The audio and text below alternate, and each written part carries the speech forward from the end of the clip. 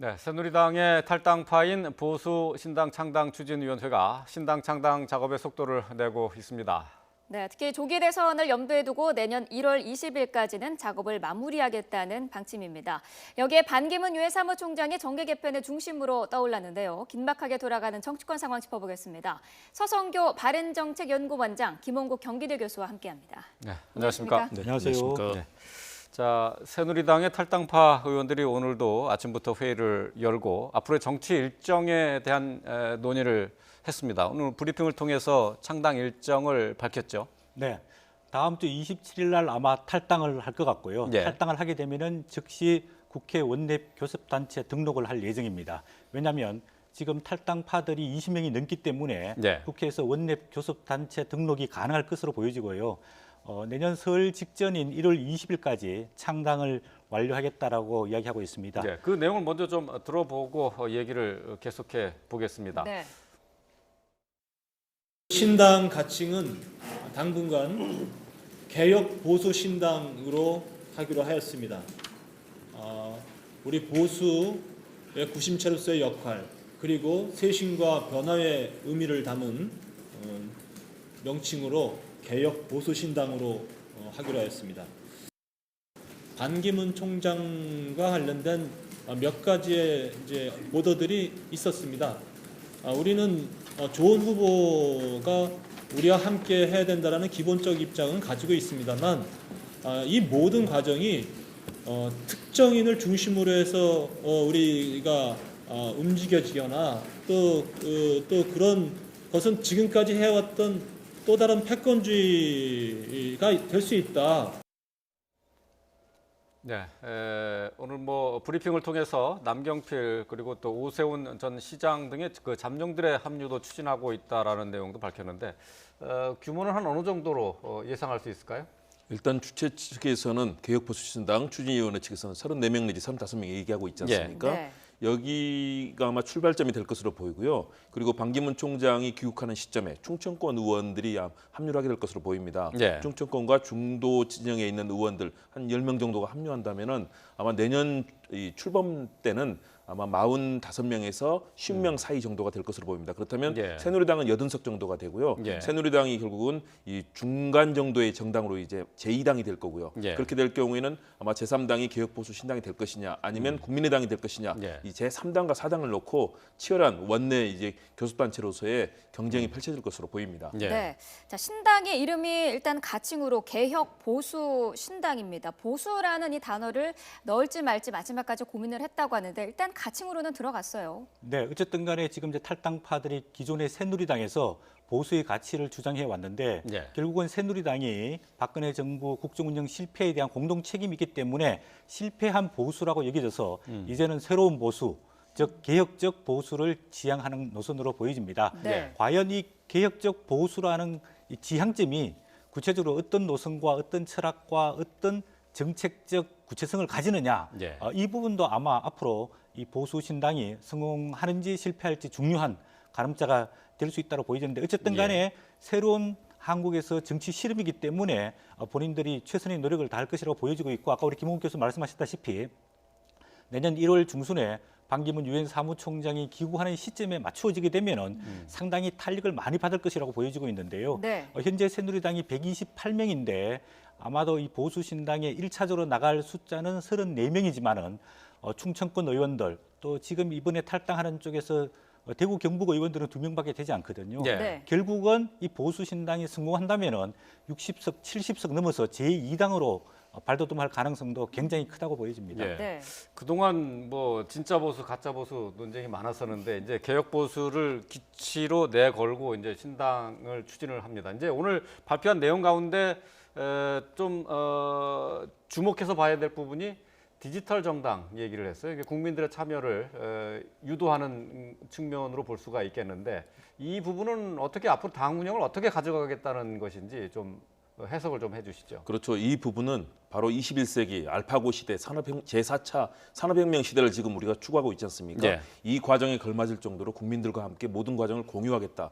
사실은 박근혜 정부의 사실상 문제점이 밀실, 비선, 실세에 의해서 국가 정책이 모두가 정해졌고 새누리당도 그 집권 여당으로서 그 과정 속에서 사실은 왜곡된 형태를 보여왔습니다. 그래서 예. 김무성 전 대표의 경우는 썩은 보수를 도려내기 위해서 나간다라는 얘기를 할 정도로 네. 그동안 새누리당이 그런 밀실에서 모든 결정이 이루어졌다고 봐야 됩니다. 예. 그런 측면에서 이번에 개혁 보수 신당에서 추구하는 가치는 국민과 함께하겠다. 그리고 전 과정을 국민에게 공유하고 또 투명하게 진행함으로써 그동안에 불신받아왔던 보수의 가치에 대해서 다시 한번 정립하겠다는 그런 입장을 내놓고 있는데요. 네. 어쨌든 지금 21세기 시대적 조류에 맞는 흐름이라는 점에서는 일단 뭐 의미 있는 출발이라고 보여집니다. 예. 네.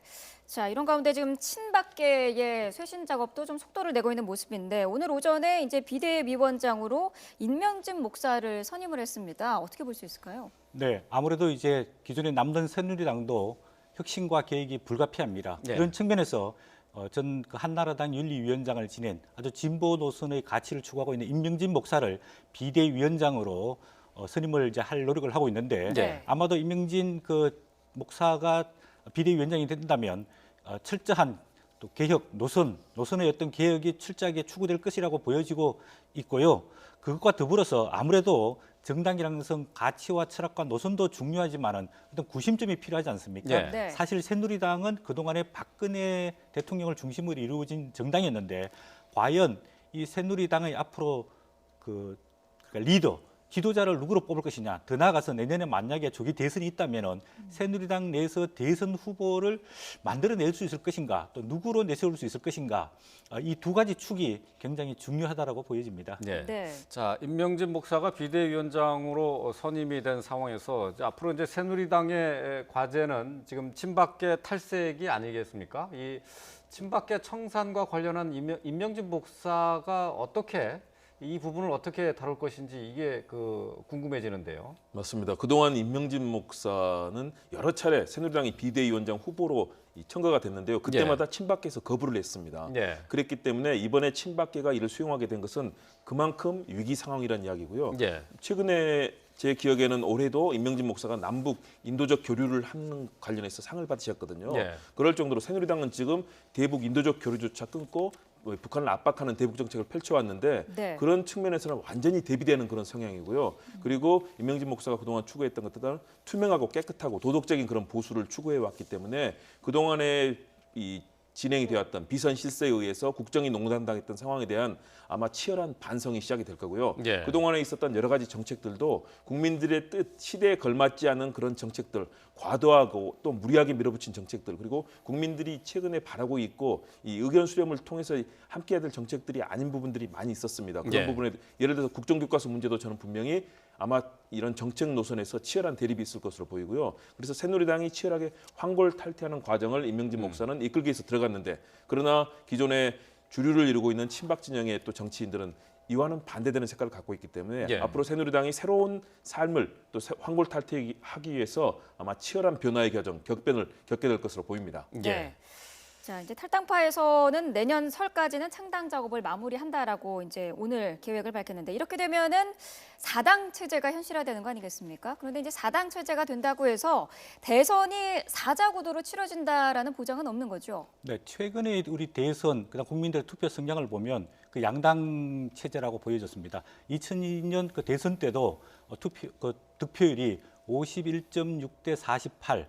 양당 체제로 구성이 됐습니다. 네. 단지 1987년 대선 때는 4당 체제로 치러졌습니다. 예. 당시에 노태우, YS, DJ, JP 이렇게 4명이 이제 대선 후보로 등장해서 결국 대선을 치렀는데 네. 최근에 우리 그 국민들의 투표 흐름과 또 정당 시스템을 보자면 4당 체제보다는 내년 대선도 양강 체제로 치러질 가능성이 상당히 많다고 보여집니다. 그렇게 예, 본다면은 지금의 새누리당과 또 지금 나와 있는 개혁 보수 신당 아마 정치적 연대가 이루어질 가능성이 상당히 많고요. 네. 그다음에 민주당은 따로 예를 들어서 진보의 가치를 표방하면서 독자적으로 행보하게 되고 중립지대에 있는 국민의당과 그다음 제3지대에 있는 이쪽 그룹에서 과연 어떻게 캐스팅 보트 역할을 하면서 어느 쪽을 지지하느냐 예. 이쪽으로 간다면은 결국은 내년에 조기 대선이 있든 또는 아니면 12월 정상적인 대선이 있든 간에 국민의 지지 성향은 양강 구도로 가는 것 아니냐 이렇게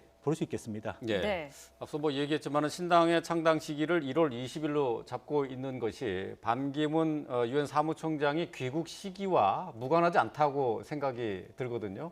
자, 반기문 총장이 이제 국내에 들어옴에 따라서 국내의 그 정치 상황은 급변할 가능성이 높죠. 그렇습니다. 큰 변화를 맞게 될 겁니다. 반기문 총장이 귀국을 하고 특히 이번에 이제 대선에 출마하겠다는 사실상의 뜻을 강력하게 한국 이 특파원단과의 만남에서 밝혔지 않습니까? 네. 이 이후에 반기문 총장이 지지율 1위를 다시 회복을 했습니다. 예. 그럴 정도로 어쨌든 세계사적으로 이 가장 높은 지위를 가진 정치적 지도자 유엔 사무총장을 경험하면서 10년 동안 세계 외교의 수장으로서 역할을 했던 반기문 총장에 대한 기대감은 분명히 있고요. 네. 그 부분이 충청 지역뿐만 아니라 젊은 특히 이 20대, 30대, 40대까지도 상당한 그런 기대감이 있는 것은 사실이거든요. 예. 그런 측면에서 반기문 총장이 들어왔을 때 일단 비박계와 함께할 가능성이 상당히 높아 보입니다. 예. 왜냐하면 충청권의 지지 기반이라든가 특히 김종필 전 총리를 비롯한 충청권에서 상당히 높은 기대를 하고 있거든요. 예. 그런 측면에서 반기문 총장의 선택을 통해서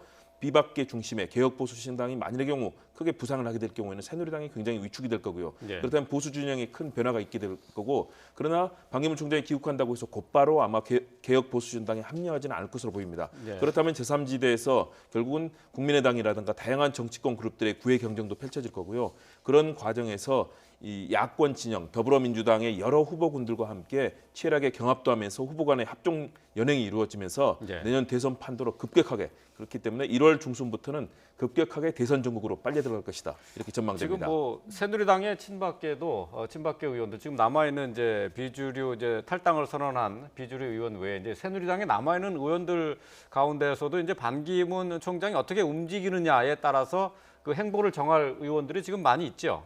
그렇습니다. 중립지대에 가서 충청권 의원들의 경우는 예. 최근 조사에서도 13명 중에 7명이 합류하겠다라고 얘기를 이미 했고요. 네. 그리고 중도 진영에서는 사실상 박근혜 대통령의 만일의 경우 헌법재판소에서 탄핵을 인용함으로써 탄핵이 최종 결정이 될 경우에는 박근혜 대통령 중심의 새누리당은 사실상 급격하게 와해될 수밖에 없습니다. 예. 그렇다면 극소수의 친박을 제외한 중립지대 의원들은 급격한 탈당과 변화의 흐름 속에 빠져들 수밖에 없고요. 그런 상황에서 반기문 총장 중심의 이 개혁 보수 신당 그리고 제3지대가 급격하게 팽창하는 현상이 벌어지면서 아마 정치권은 대대적인 지각 변동을 맞게 될 것으로 전망이 됩니다. 예. 네. 뭐 계속해서 검증에 대한 얘기는 나오고 있습니다만 어쨌든 개혁보수 신당에서도 반기문 총장의 동참을 계속 바라고는 있는 것 같아요. 네, 첫 번째로는 반기문 유엔 사무총장이 어쨌든 대선 후보 지지율 1, 2위를 차지하고 있지 않습니까? 네. 가장 강력한 대선 후보이기 때문에 이 보수 신당에서 또 다른 당에서 영입하기 위한 제스처를 많이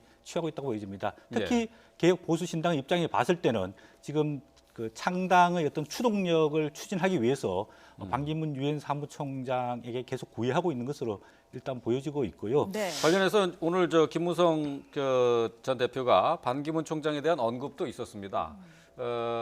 오늘 뭐 저 회의가 있었는데 그 회의 앞서서 이제 김무성 전 대표가 이제 관련돼 있는 보도 내용을 부인을 하면서 오보라고 얘기를 했는데 반기문 총장하고 이제 접촉을 하고 있다라는 보도가 있었는데 거기에 대해서 오보라고 했지만은 신당과 함께하기를 바란다라는 속내를 밝히기도 했어요. 네, 보통 정치권에서 이게 언론에 보도가 나면 그 사실이 아니다, 오보다 이렇게 부인하는데 사실상은 많은 접촉이 있었을 것이라고 보여집니다. 네. 직접 접촉뿐만 아니라 간접적으로 그 반기문 유엔 사무총장 측과 접촉을 하면서 반기문 유엔 사무총장의 향후 행보에 대해서 상당히 교감을 하고 있다. 예. 이렇게 보여지고 있습니다. 그런 그 김무성 전 대표는 특히 본인이 대선 출마하지 않겠다, 본인이 킹메이커 역할을 하겠다고 했기 때문에 반기문 유엔 사무총장은 아주 유력한 대선 주자로서 김무성 전 대표의 구애를 받을 수 없는 상황이고요. 예. 당 내에서 이제 유승민 의원 같은 경우에는 조금 입장이 다를 수 있는데 예. 네. 본인은 아직 대선 출마를 명시적으로 선언은 하지 않았지만 예. 잠재적인 출마 후보지 않습니까? 예, 예. 그런 측면에서 반기문 유엔 사무총장이 보수 신당과 함께 하면은 좋지만은 본인과 잠재적으로 경쟁을 벌여야 하기 때문에 충분히 검증을 받아야 한다. 예. 이런 약간은 결이 다른 입장을 보이고 있습니다. 네. 네. 지금 현재 이제 개혁적 보수의 길에 동참한다면 대환영한다라는 입장을 밝혔죠. 자, 유승민 의원까지 이제 살펴봤는데 지금 이제 그 새누리당의 이제 비주류 의원들 이제 탈당을 준비하고 있는 의원들 같은 경우 이제 반 총장에 대해서 계속적으로 이제 러브콜을 보내고 있습니다. 자, 황영철 의원의 말을 잠깐 좀 들어볼까요? 반기문 사무총장 귀국 후에 정치적 행보가 향후 정계 개편에 중대 변수로 작용할 것으로 보입니다. 반기문 총장이 들어오셔서 잘 기반이 돼 있는 정당이고 자기의 신념이 맞는 정당이면 바로 택하시겠죠. 반기문 총장도 우리 정체성을 인정하고 우리 당에 들어와서 강한 경선을 하면 좋겠다. 네. 예, 반기문 총장의 행보에 관심을 두고 있는 것은 새누리당뿐만이 아닙니다. 국민의당에서도 역시 그 제3지대론을 내세우면서 반기문 총장이 함께했으면 좋겠다라는 희망을 계속해서 피력하고 있어요. 반기문 총장이 그만큼 갖고 있는 한국 역사에 있어서 중요성이겠죠. 10년 동안 정말 대한민국을 대표하는 유엔의 수장으로서 활동했던 점, 그리고 외교 분야에서 그동안 대한민국에서 굉장히 많은 업적을 쌓아왔던 점들이 높이 평가를 받고 있는 건데요. 예. 사실은 그러나 반 총장이 그동안 보여왔던 성향을 본다면 꼭 보수 성향이라고 할 수는 없습니다. 네. 뭐 동성애라든가 유엔이 추구하는 여러 가치들을 얘기할 때도 굉장히 진보적인 노선들을 많이 얘기했었고요. 국내에서도 관료 생활을 하면서 노무현 대통령 때 당시 외교부 장관을 하면서 보여줬던 정책들이 무조건 이렇게 뭐 보수적이다라고 할 수는 없거든요. 대신에 역시 반 총장의 이 과제는 정치인으로서 닦여지지 않았다. 예. 사실은 정치 초년생이거든요. 지금도 가끔 내놓고 있는 메시지를 본다면 정치인의 메시지라기보다는 행정가의 메시지가 많습니다.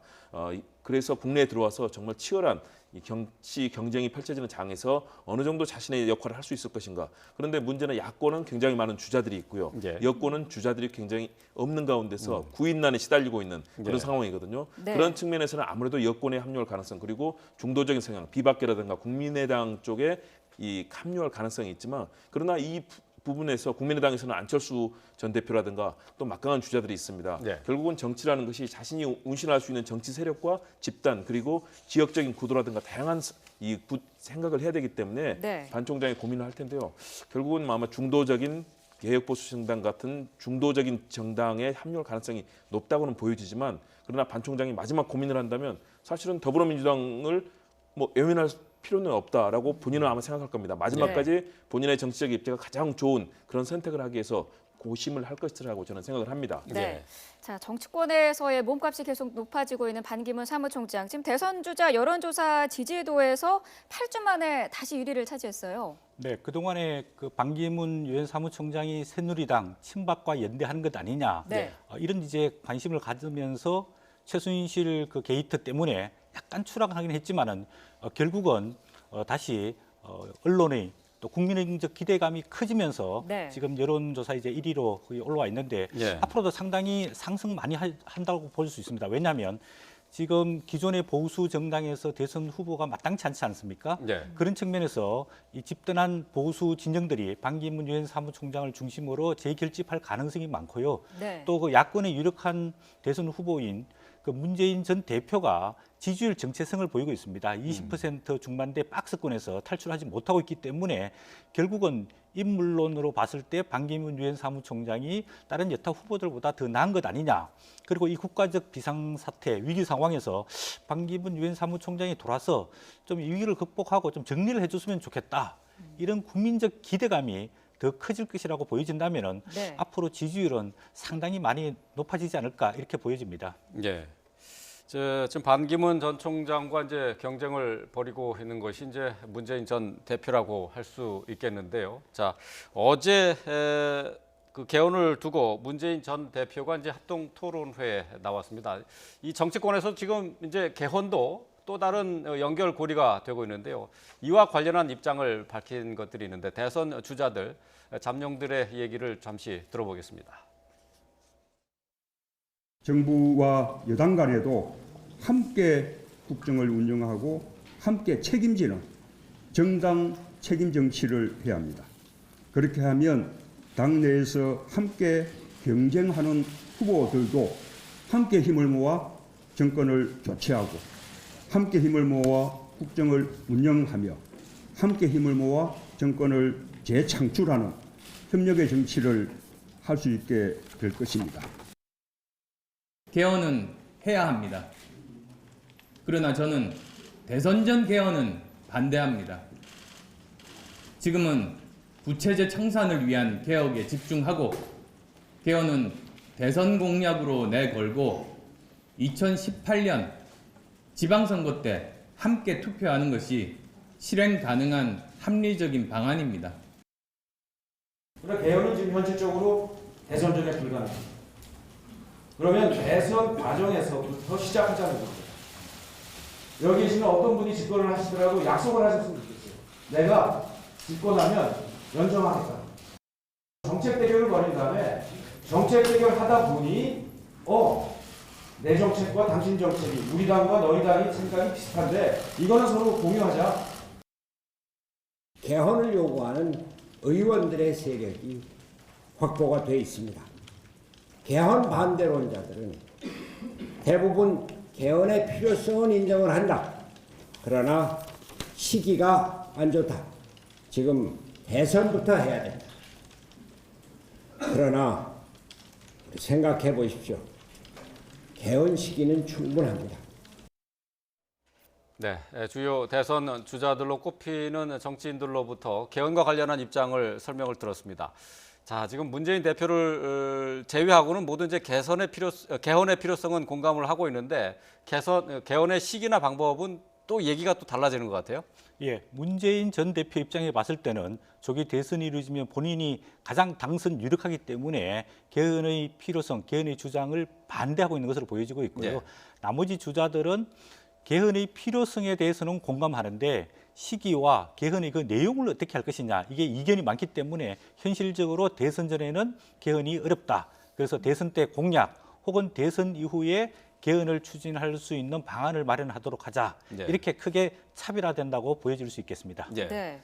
자, 대선이 이제 언제 치러질지는 아직 뭐 지금 예측해 볼 수는 없습니다만은 뭐 시기적으로는 개헌을 할 수 없는 시간적인 여유가 별로 없는 것 아니냐 하는 뭐 얘기도 할 수 있을 것 같고요. 충분하다 또 이렇게 주장하는 분들도 있고요. 어떻게 봐야 되나요? 그렇습니다. 현재는 조기 대선이 사실상 예약된 거나 마찬가지 네. 아니겠습니까? 그렇다면 그 기간에 개헌을 얘기해서 개헌을 실천하기까지는 사실은 상당한 어려움이 있습니다. 국민투표를 위해서 뭐 준비 기간도 필요하고요. 그런 측면에서는 이 박근혜 정부에서 나타났던 제왕적 대통령제 그 문제점에 대해서 많은 분들이 공감을 하고 있기 때문에 개헌에 대해서 아마 얘기들이 많이 나올 텐데요. 저는 문재인 전 대표가 이럴 때 과감하게 이런 이슈를 피하지 말고 과감하게 그 화두에 뛰어들어서 이 판을 함께 만들어가는 그런 좀 적극적인 자세가 필요하다고 봅니다. 과거에 뭐 이인재라든가 유해창 후보 봤지만 결국은 몸을 사리다가 나중에 도리어 판이 어그러지는 경우들이 많았었기 때문에 국민적으로 공감대를 가지고 있는 개헌이라는 이슈에 대해서 어떻게 내용을 채택할 것인가 이런 부분에 대해서 공감하면서 국민적으로 함께 지지를 받을 수 있는 그런 방안들을 논의할 수 있는 거